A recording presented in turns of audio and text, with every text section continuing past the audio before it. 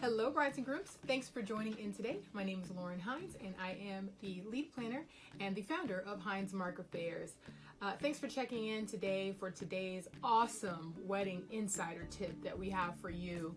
I'm reminded of a time a few years ago. I was in the middle of planning one of our weddings, a summer wedding, and the couple actually came to me after they had already gotten started with the venue.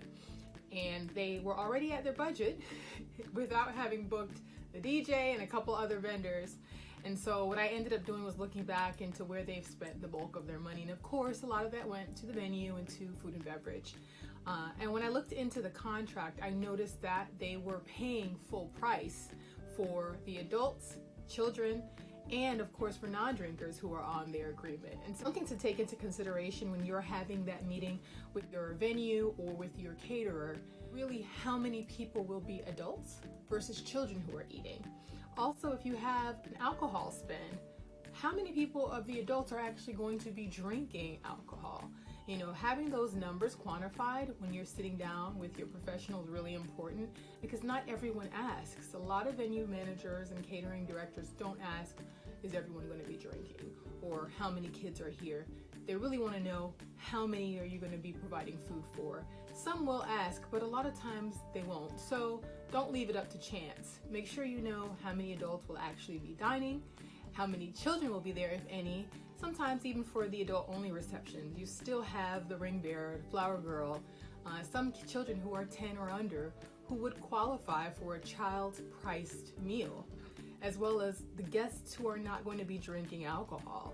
At 30, 40, sometimes 50 plus, depending on the type of alcohol being served and how long your event is going to be, that can really take your bill up pretty high if, say, only 50% of adults will be drinking that day. So if your venue is flexible and your bartender is flexible, make sure to let them know that you don't expect a lot of people to drink that evening. So that's my tip for the day. Go ahead, check that out. My story with that couple I started out with earlier on is they ended up saving almost $4,000 on the cost of their food and beverage contract by simply going back. So we actually ended up saving them more than the cost of what they paid us to be their partial wedding planner with that partial wedding package that we offer for their big day. So that's exciting, and please make sure to remember to go do that. That might be a really helpful tip for you guys as you go forward with your wedding planning today.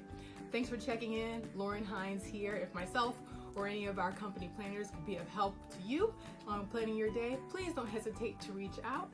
You can reach us at info@hinesmarkaffairs.com or look in the bio for how to connect with us. We are DM friendly. We look forward to hearing from you.